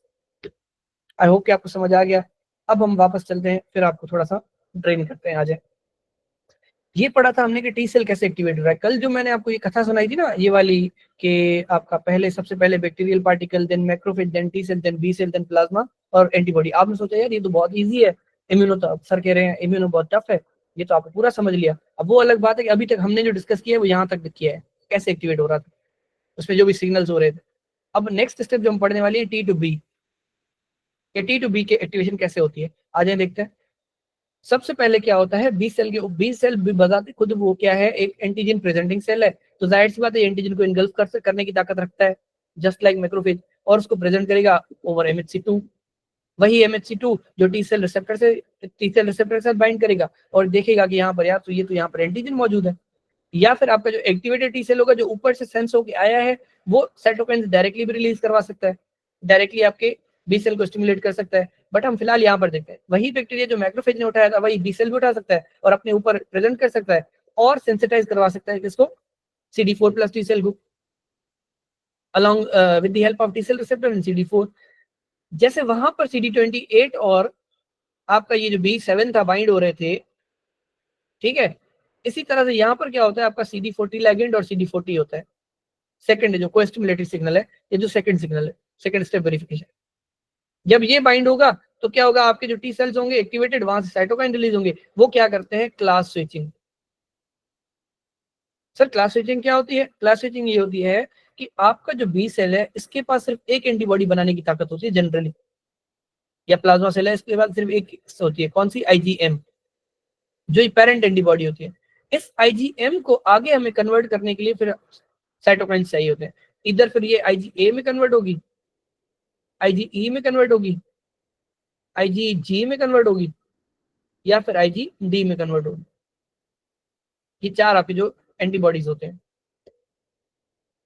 ठीक है. IgM को कन्वर्ट करना है IgA में, सॉरी IgG में, IgE में और IgD में. ठीक है डॉक्टर साहब, समझ आ गया इतनी यहाँ तक कि बी सेल ने एंटीजन उठाया, प्रेजेंट किया, टी सेल को दिखाया, टी सेल ने क्या किया, अपना सेकंड कोस्टिमुलेटरी सिग्नल अपलोड किया या अपडेट किया, उसके बाद इसने क्या किया, साइटोकाइन रिलीज किए, वो साइटोकाइन ने क्या किया, IgM को कन्वर्ट किया इन सब में. डॉक्टर साहब मुझे यस या नो करें, समझ आ गई? Yes sir. Okay perfect. Yes sir. एक और चीज समझ लें, ये जो आपका रिसेप्टर है ना बी सेल का, ये बताते खुद IgM होती है, क्योंकि हमने कल पढ़ा था कि जो एंटीबॉडी होती है उसके पास एक एंटीजन बाइंडिंग रिसेप्टर होता है, एंटीजन बाइंडिंग वाली जगह होती है, ये जो वाई शेप है, यहाँ पर इन्होंने भी वाई बनाई है, देखे नजर आ रही है आपको ये वाली वाई, ये वाली वाई है ना, ये वाई है ना रिसेप्टर, वाई शेप में ना, Yes, sir. ठीक है। तो इसका जो एंटीजन बाइंडिंग पोर्शन है वो ये वाला ऊपर वाला, ये तो ये सिंपली आईजीएम ही हो गई, इसीलिए हम कहते हैं कि IgM is always present on the surface of B cell as a receptor, IgM is always present on the surface of B cell as a receptor। और ये जो दोनों प्रोसेस है आपको याद रखना है। अब मैं आपसे पूछूं, डॉक्टर शीतलानी से मैं पूछ रहा हूं, अगर फॉर सपोज ये वाला स्टेप ना हो तो क्या क्लास स्विचिंग होगी? सेकंड वाला स्टेप ना हो तो? No, sir, नहीं होगी, क्लास स्विचिंग नहीं होगी तो मल्टीपल एंटीबॉडीज आपके पास जनरेट हो पाएंगी? नहीं हो पाएंगे सर। IgM बढ़ जाएगी क्योंकि IgM अपेरेंट बहुत ज्यादा बढ़ जाएगा, Yes, sir. जमा होता जाएगा, इसीलिए इसको बोलते हैं हाइपर IgM सिंड्रोम, अगर आपके पास CD40 लिगेंड ना हो। Okay. इनमें से कोई एक चीज भी डेफिशिएंट हो, ज्यादातर आपका ये वाला डेफिशिएंट होता है, कोई एक भी चीज डेफिशिएंट हो, लिगेंड आपके टी सेल पर होता है, सिंपल जो CD40 हो यहाँ पर होता है, अगर नहीं हो तो हाइपर IgM या इसको बोलते हैं जॉब सिंड्रोम, ठीक है। तो फिलहाल आप हाइपर IgM याद रख लो, हम नीचे पढ़ेंगे इसको, हाइपर IgM सिंड्रोम। Okay. ऊपर हमने यहाँ पर डिस्कस किया था SCID, यहाँ पर हाइपर IgM सिंड्रोम, और ये इम्यूनो डेफिशिएंसी हो जाएगी अल्टीमेटली। पढ़े डॉक्टर साहब, यहाँ से पढ़े, नंबर 1 स्टेप से क्या हो रहा है? Sir, T cell activation as above, B cell receptor mediated endocytosis. ये एंडोसाइटोसिस हुई ना यहाँ पे, Yes, sir. एंटीजन जाता लेके, exogenous antigen is presented on MHC2 and recognized by the T cell receptors on the T helper cell, T helper cell, ये वाला वही स्टेप कि भाई एंडोजेनस एंटीजन, अब एक्सोजेनस एंटीजन आप लेके आए, प्रेजेंट किया, टी हेल्पर सेल ने उसको सेंस किया, CD40 ने CD40 के साथ बाइंड किया, CD40 ने CD40 लिगेंड के साथ बाइंड किया, जिसको हम बोलते थे costimulative signal, second step verification. इससे क्या होगा, इन सेल्स ने the cells secrete cytokines that determine immunoglobulin class switching of the B cell. Class switching का कांसेप्ट मैंने आपको दे दिया already. B cells are activated and produce IgM. They undergo class switching and affinity maturation। यानी एक तो class switch होगा, ऊपर से आपका जो ऊपर वाला पोर्शन था एंटीजन बाइंडिंग वाला, वो उसकी जो है मैचुरेशन होगी, ठीक है। ऊपर वाला जो पोर्शन है ये वाला, इसकी मैचुरेशन हो जाएगी, ये इसको किस कौन से एंटीजन के साथ बाइंड करना है प्रॉपर्ली। अब जो हमने बात करी कि साइटोकाइंस रिलीज होते हैं और अपना वो करवाते हैं क्लास स्विचिंग, तो ये है आपके साइटोकाइंस, ये मैं आपको कॉपी पेस्ट करके भेजता हूँ। इंटरल्यूकिन 4 होगा तो वो IgM से IgE और IgG बना के देगा, जो कि एलर्जिक रेस्पॉन्सेज और पैरासाइट्स को मारने में काम आती है। इंटरल्यूकिन 5 होगा तो वो IgA बना के देगा, जो म्यूकोजल इम्यूनिटी प्रोवाइड करती है गॉबलेट सेल में, आपके गट में, रेस्पिरेटरी सिस्टम में। इंटरफ्रॉन गैमा होगा तो वो स्विच करेगा टू द IgG, ऑप्सोनाइजिंग और complement fixing against viruses and bacteria. Interferon beta होगा, switches to IgA specially in mucosa. ये आपने रटा मारना है अपने हिसाब से, आप इसको घर बैठ के मारोगे रटा, अभी फिलहाल इसको याद करने की जरूरत नहीं है, लेकिन आपको पता होना चाहिए कि क्लास स्विचिंग हो कैसे रही है, जस्ट इतना बस।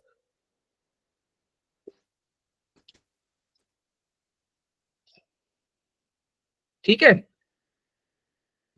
समझ आ गई बात? Yes, sir. Okay perfect good. ये थोड़ा टॉपिक है, मतलब ड्रेनिंग टॉपिक है, आपके माइंड को थोड़ा तंग करेगा, but I have tried my best कि आपको ये समझ आए, आप लेक्चर्स वगैरह सुन लेना, ठीक है। और यही सीन है। चलें, अब ऊपर एक चीज हम छोड़ के आए थे, वो मैं आपको जस्ट यहाँ पर रीड करके बता देता हूँ। मैक्रोफेज लिम्फोसाइट इंटरेक्शन जो हमने नीचे पढ़ा सारा, डॉक्टर साहब आप इसको रीड करें, क्या नाम है डॉक्टर शीतलानी? Yes, sir. हाँ पढ़े। T helper cells secrete interferon gamma, which enhance the ability of monocyte and macrophage to kill microbes they ingest. अब सब वेट देखें, टी हेल्पर 1 क्या करता है, इंटरफ्रोन गैमा रिलीज करवाता है, वो इंटरफ्रोन गैमा क्या करेगा, मैक्रोफेज को एबल करेगा कि वो किल कर सके। ये वही है जो हमने ग्रेनुलोमा फॉर्मेशन के टाइम पे देखा था, ये वही है जो हमने ग्रेनुलोमा फॉर्मेशन के टाइम पे देखा था। क्या कर रहा था टी सेल, क्या करता है, इंटरफ्रोन गैमा रिलीज कर रहा है। देखें डॉक्टर शीतलानी, इस इंटरफ्रोन गैमा ने सबसे पहले मैक्रोफेज ने जब बैक्टीरिया पिक किया तो इंटरल्यूकिन 12 रिलीज किया। इसको पता है मैं कैसे याद रखता हूँ, पहले आप 12वीं क्लास में जाते हो, फिर डिग्री लेते हो, यूनिवर्सिटी से डिग्री लेते हो, ठीक है। पहले 12वीं क्लास में गए, पहले इंटरल्यूकिन 12 आया, देन आपका गैमा फॉर डिग्री, और इस गैमा ने क्या किया, मैक्रोफेज को एबल किया कि अब ये इजीली किल कर सके पैथोजन को। या TNF अल्फा रिलीज करवा सके, ट्यूमर नेक्रोसिस फैक्टर। फिलहाल इतना याद रखो, ये इसका TH1 इस तरह से इंटरेक्ट करता है। ये बता रहा है कि वालेकुम, जब अस्सलाम वालेकुम इंटरल्यूकिन 12 का आया है तो वालेकुम अस्सलाम कैसे भेजना है आपको, सिंपल एज दैट। ठीक है, Yes, sir. ओके, आगे बढ़े। इस लाइन से dysfunction, This function is also enhanced by interaction of T cell CD40 ligand with CD40 on macrophages. Macrophages also activate lymphocytes via antigen presentation. ठीक है, वही सारी बातें यहाँ पर इन्होंने की हुई है जो हमने नीचे यहाँ पर पढ़ी हुई है। Yes. ठीक है, अब आपने एक तो क्योंकि जो आप खैर ओके, ओवरऑल यही चीजें सारी जो आपको याद कर लेनी है। ओके, साइटोटॉक्सिक टी सेल क्या है? साइटोटॉक्सिक टी सेल वही बात, kill virus infected neoplastic donor graft cells by inducing apoptosis. अब यहाँ पर डोनर ग्राफ्ट की बात कर रहे हैं, नीचे आएगा हम पढ़ेंगे। ठीक है, उसके बाद है release cytotoxic granules containing preformed tox proteins जैसे परफोरिन ग्रेन्जाइम बी, ये भी हमने पढ़ लिया था। Cytotoxic T cells have CD8 which binds to MHC1 on virus infected cell. सारी वही रिपीटेड चीजें हैं। अगर आप अभी भी समझ नहीं आ रही कोई मसला नहीं, आप जब खुद पढ़ोगे आपको आ जाएंगी। ये चीजें मैंने डिस्कस कर ली, तो मुझे इस वक्त दिल नहीं कर रहा इनको वापस से पढ़ने का। नीचे चलते हैं, रेगुलेटरी टी सेल्स ये क्या करते हैं? इम्यून टॉलरेंस को नॉर्मली ये आपकी बॉडी पे संभाल के रखते हैं कि आपके जो खुद के जो सेल्स हैं वो अपनी बॉडी को डैमेज ना करें, simple as that. Immune tolerance बोलो, एंटी इन्फ्लेमेटरी बोलो, इम्यून सप्रेशन बोलो, एक ही चीज होती है। By suppressing CD4 and CD8 plus T cell effector functions, कि उनको बोलते हैं जानी थोड़ा हाथ हल्के में रहो, अपने घर में बैठे हो बदतमीजी नहीं करनी। आइडेंटिफाइड बाय, कैसे आपको कैसे पता चलेगा कि ये रेगुलेटरी टी सेल है? इसके ऊपर क्या होता है? CD3 होता है, CD4 होता है, CD25 होता है, FOXP3 होता है। इसकी एक पिक्चर मेरे पास होगी, मैं आपको दिखाता हूँ, आप अच्छे से उससे आपको याद हो जाएगा। ओपन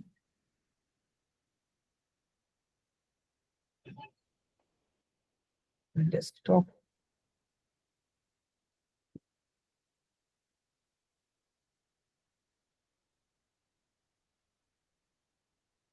ये देख लें, ये न्यू याद कर लें। CD3, CD4, CD25 ये इंटरल्यूकिन 10 रिलीज करता है और TGF बीटा रिलीज करता है, और इसके ऊपर जो है वो आपका FOXP3 होता है।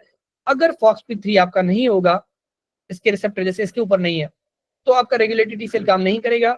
आपकी CD8, CD4 जो है उनको ब्रेक नहीं लगेगा, उनको रुकावट देने वाला कोई नहीं होगा, घर में अब्बा नहीं होंगे, मन मर्जी जो आएंगे ये करेंगे। इम्यून डिसरेगुलेशन हो जाएगी, पॉलीएंडोक्राइनोपैथी होगी, आपके ग्लैंड्स जो होंगे वो ऑटो इम्यूनिटी से डैमेज होंगे, गट डैमेज होगी, एंटेरोपैथी होगी। और ये क्यों होता है? क्योंकि ये एक्स लिंक्ड सिंड्रोम है।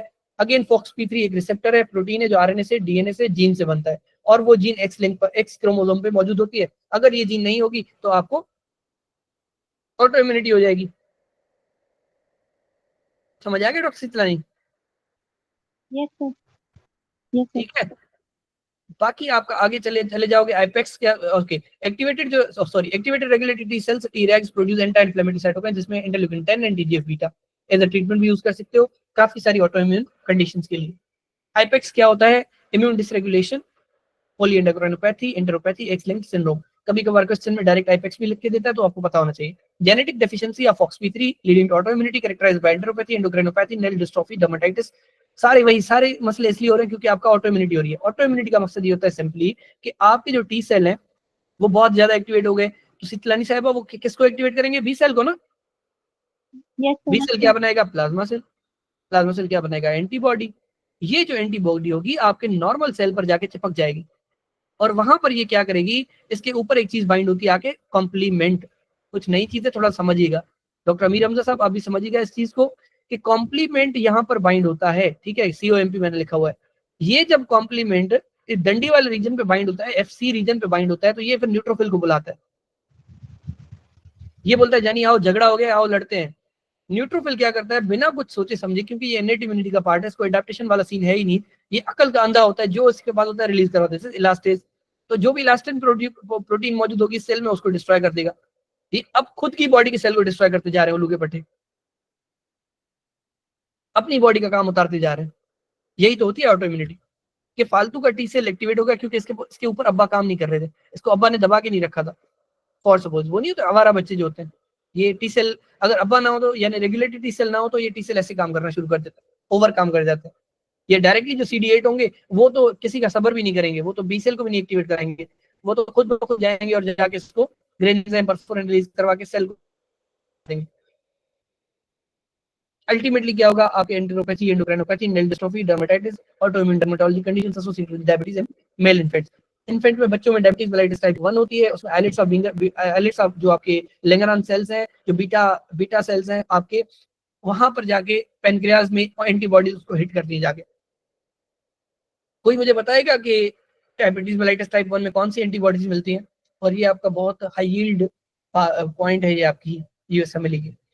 DM1 की एंटीबॉडीज कौन सी होती है? सर्च करके बताइए मुझे गूगल से, सितलानी साहिबा सर्च करिए।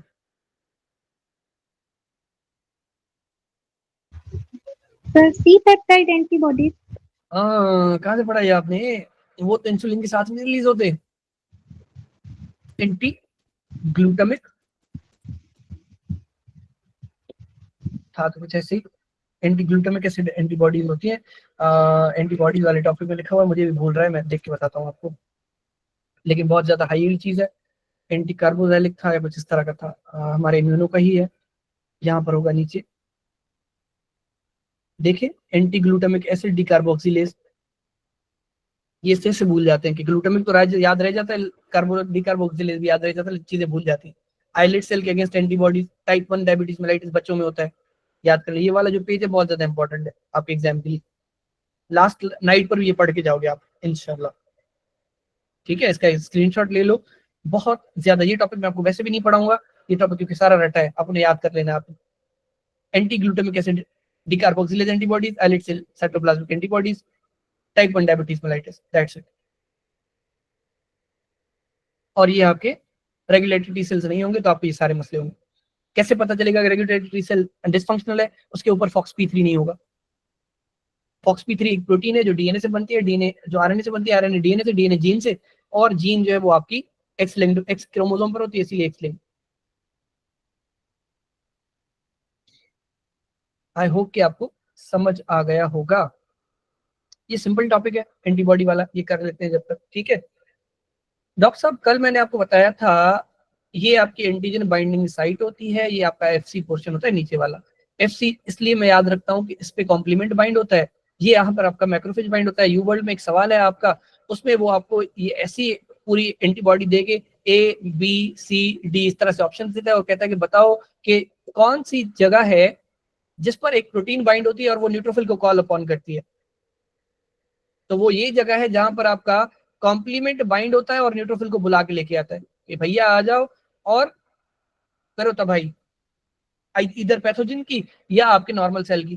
फॉर सपोज ये वाला आपका बैक्टीरिया है, ये वाला आपका नॉर्मल सेल है, कहीं पर भी ये आपका जो FAB रीजन है बाइंड कर सकता है। ठीक है, नॉर्मली जो होता है वो एपिटोप होता है किसी भी एंटीजन का, ये इसको एपिटोप बोलते हैं, यहाँ पर लिखा हुआ देखें।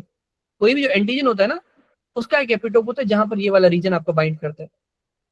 और इस रीजन को कैसे पता चलता है कि मुझे बाइंड करना है? वो होती है VDJ रिकॉम्बिनेशन। VDJ क्या है? जीन कॉम्प्लेक्स है जो मल्टीपल रिकॉम्बिनेशन या सबसेट्स बनाता है मल्टीपल काइंड्स ऑफ एंटीजन्स को बाइंड करने के लिए, कि एक एंटीजन के लिए एक ही एंटीबॉडी होगी फ्रॉम एक ही काइंड ऑफ बी सेल, इसको बोलते हैं मोनोक्लोनल।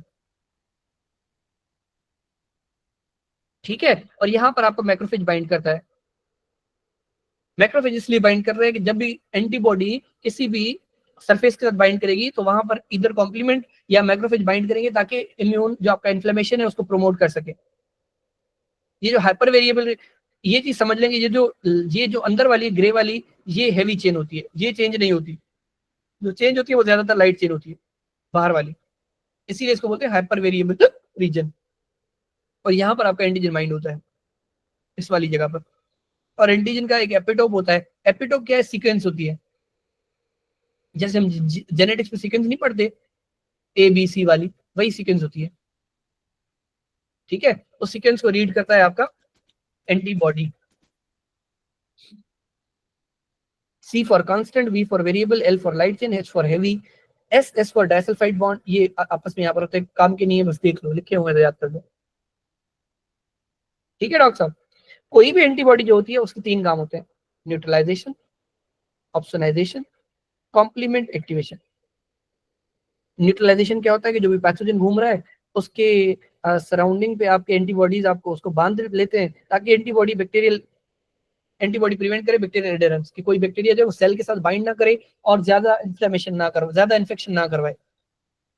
ऑप्सोनाइजेशन क्या होती है, कोई भी बैक्टीरिया है जो बाउंड स्टेट में या कहीं भी पड़ा हुआ है, आपकी एंटीबॉडी क्या करेगी, वहां पर जाके बाइंड करेगी ताकि यहाँ पर इधर आपका अपना कॉम्प्लीमेंट आए जो न्यूट्रोफिल को बुलाएगा, या आपका मैक्रोफेज आए जो डायरेक्टली इस बैक्टीरिया को इनगल्फ करेगा, या नेचुरल किलर सेल आए, वो अगर सेल पे होगी तो फिर नेचुरल किलर सेल भी आ सकता है। ठीक है, यहाँ पर आप देख लो कॉम्प्लीमेंट एक्टिवेशन की बात कर रहे हैं, जो बार बार मैं कॉम्प्लीमेंट कर रहा हूँ, वो यहाँ पर भी है कि आपका जो एंटीबॉडी एक्टिवेट करती है कॉम्प्लीमेंट को, एनहांस करती है, फिर वो अपना ऑप्सोनाइजेशन को और लाइसिस को। ऑप्सोनाइजेशन का कल मैंने एग्जांपल दिया था कि आप जैसे खिचड़ी में केचप लगाते हो, ये ग्रीक वर्ड होता है ऑप्सोनाइजेशन, जिसका सिंपल मकसद क्या होता है, रेडी टू ईट। मेरे पास था यहाँ पर स्क्रीनशॉट में दिखता हूँ, रेडी टू ईट ऑप्शनाइजेशन अगर मिल जाती है। ठीक है, यहाँ पर नहीं मिल रही मुझे फिलहाल, खैर आपने ऑप्शनाइजेशन को याद करना है, रेडी टू ईट। किसी चीज को ऑप्शनाइज करना है, इस खिचड़ी को केचप लगाना ताकि बच्चे जी इजीली खा जाए, बैक्टीरिया के ऊपर एंटीबॉडी लगाना ताकि मैक्रोफेज इसको जल्दी से इनगल्फ कर ले, या फिर जो न्यूट्रोफिल्स है इसको डिस्ट्रॉय कर दे। कॉम्प्लीमेंट क्या करता है, यहाँ पर आके मेम्ब्रेन अटैक कॉम्प्लेक्स डालता है इसमें। Membrane attack complex is like a syringe जो पंक्चर करती है बैक्टीरिया को। फिर क्या होगा, बैक्टीरिया के जो कंटेंट होंगे वो बाहर निकल आएंगे सारे, पानी अंदर चला जाएगा, ऑस्मोटिक लाइसिस हो जाएगी बैक्टीरिया की, बैक्टीरिया फट जाएगा। स्पेशली जो आपके नाइजीरिया मेनिंजाइटिस, नाइजीरिया गोनोरिया होते हैं, उनमें आपका ये मैक कॉम्प्लेक्स बहुत ज्यादा काम कर रहा होता है। ये C3b है, थोड़ा सा यहाँ से देख लो, इस पे हम बाद में डिस्कस करेंगे।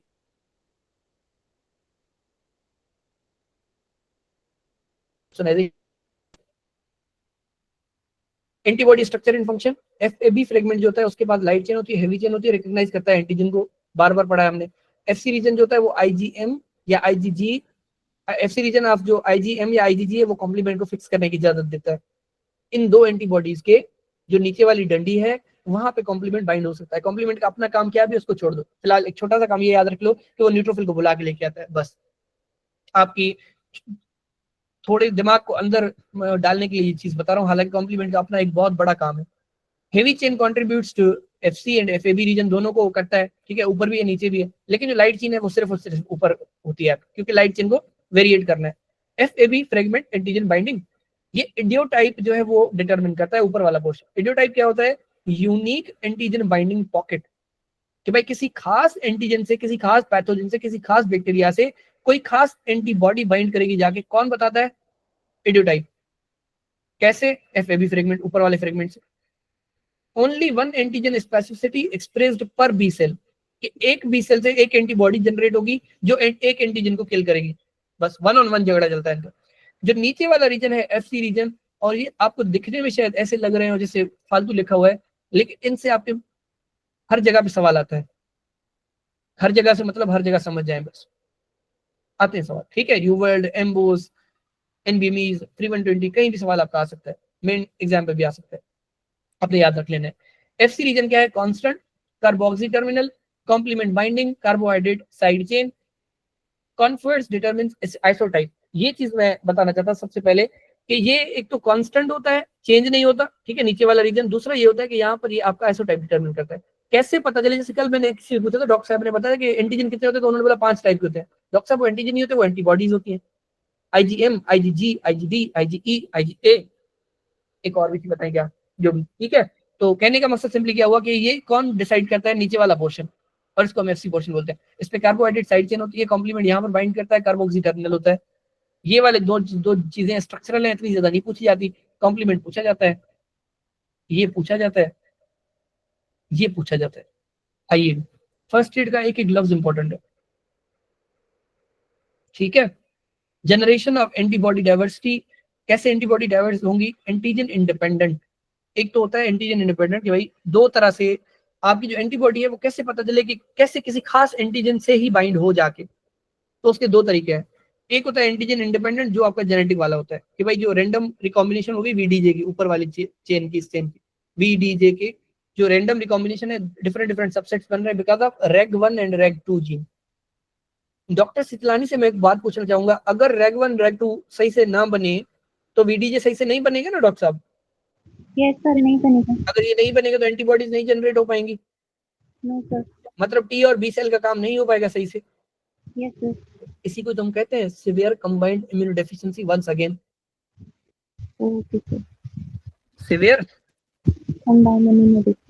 Combined immunodeficiency. अब देखें, अगर आपको मुझ पे यकीन ना आए तो पहला हमने पढ़ा था ऊपर इंटरल्यूकिन 2 रिसेप्टर वाला, दूसरा यहाँ पर लिखा हुआ है आपका रेग mutation VDJ recombination defect.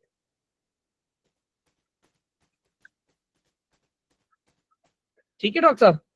Yes sir. और यही चीज आपको करनी है बार बार, इंटीग्रेशन इंटीग्रेशन इंटीग्रेशन। इसीलिए मैं कहता हूँ कि जब आप सर्च कर रहे हो वर्ल्ड पढ़ने के बाद कोई भी सवाल, जहां जहां फर्स्ट एड में सिवियर कंबाइंड SCID लिखा हुआ है आप पढ़ लो।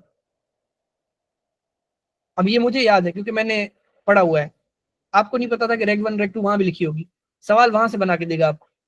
Random addition of nucleotides to the DNA during recombination of terminal deoxynucleotide transferase। अच्छा सॉरी, ये समझ लेंगे, ये घर में हमारे कल्चर में रली बनाते हैं ना, रली देखिए, रली रंग बिरंगी कहीं किसी की टाइप की होती है, वो जो चद्दर होती है, देखिए आप लोगों ने डॉक्टर शीतलानी, यस सर, देखिए। या आप लोगों की गर्ल्स की जो प्रिंटेड जो शर्ट्स आती हैं, उसमें क्या होता है, वो लोग क्या करते हैं, रेंडमली कलर डाल देते हैं। Yes sir. ठीक है, कि ब्लू कहाँ डाल दिया, रेड कहाँ डाल दिया। मैं किस दिखा दूं, अगर आप लोगों को ना पता हो तो शायद मुझे हमें मिल जाए यहाँ पे रली चादर, मुश्किल ही मिले, लेकिन ये वाला जो ये क्लासिक एग्जांपल है, ये जो स्कार्फ का ये कलर बनाया हुआ है इन्होंने, ठीक है, ये वाला है, क्या रैंडमली उन्होंने वहां पर डॉट डॉट डॉट डाला हुआ है। ठीक है, अब इसके मल्टीपल कॉम्बिनेशन हो सकते हैं। इसी तरह आपका ये जो होता है, जो आपका ये जो आपका वीडीजे होता है या न्यूक्लियोटाइड्स होते हैं, वो डिफरेंट जगह पर डिफरेंट एड हो जाते हैं। उससे क्या होता है, multiple types of antibodies generate कर सकते हैं, जो मल्टीपल टाइप ऑफ एंटीजेंस के साथ बाइंड कर सकती है। Once again, random combination of heavy chain with the light chain. So there are three mechanisms जो एंटीजन इंडिपेंडेंट होते हैं। एंटीजन अगर आपको ना भी पता हो तब भी आप different sets of antibodies generate कर सकते हो। दूसरा होता है एंटीजन डिपेंडेंट, कि आप देखते हो कि एंटीजन आपका कैसा है, फिर आप इधर आप सोमेटिक हाइपरम्यूटेशन करवा देते हो। कल हमने पढ़ा था सोमेटिक हाइपरम्यूटेशन जो है वो क्या होती है। इसी तरह का सारा रैंडम म्यूटेशन वाला सीन होता है। अफिनिटी मैच्योरेशन हो सकती है वेरिएबल रीजन की, ऊपर वाले रीजन की। ठीक है, आइसोटाइप स्विचिंग, नीचे वाला आप 5 अलग से एंटीबॉडीज जनरेट कर सकते हो, डिपेंड्स ऑन द एंटीजन आपका क्या है सामने। ठीक है, अफिनिटी मैच्योरेशन यही थी कि ऊपर वाला ये वाला जो रीजन है वो आपके बैक्टीरिया से या आपके पैथोजन से कितना स्ट्रेंथ या कितना स्ट्रांगली बाइंड कर सकता है। ठीक है, मेरे ख्याल से आज का लेक्चर आपका कंप्लीट होता है। मुझे लग रहा है कि आपको आज क्वेश्चंस होंगे, अगर आप पूछना चाहें तो पूछ सकते हैं।